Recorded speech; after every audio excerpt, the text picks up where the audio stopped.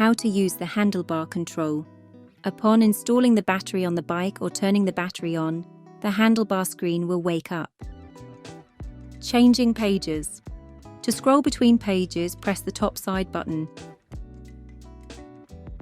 This will scroll the screens between speed and assistance mode, trip distance and time, and overall distance travelled since the bike was first used.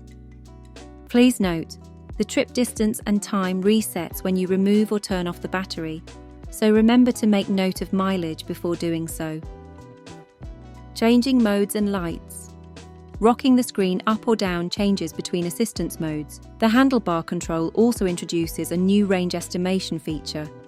The system estimates the distance you can ride based on the remaining battery capacity and your unique riding style. The estimation for each mode is displayed on the top of the screen. Using a lower mode provides less assistance and therefore will increase the estimated range.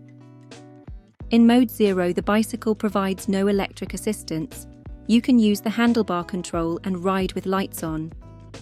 Rock and hold the screen up to switch between lighting modes. Lights auto, on or off. Settings menu. Press and hold the top side button to access the settings. Scroll by rocking the screen up or down to your chosen setting. You will be able to change between units, adjust screen brightness, and select the screen orientation. Use the top button to select your setting and the exit button to return to the main pages.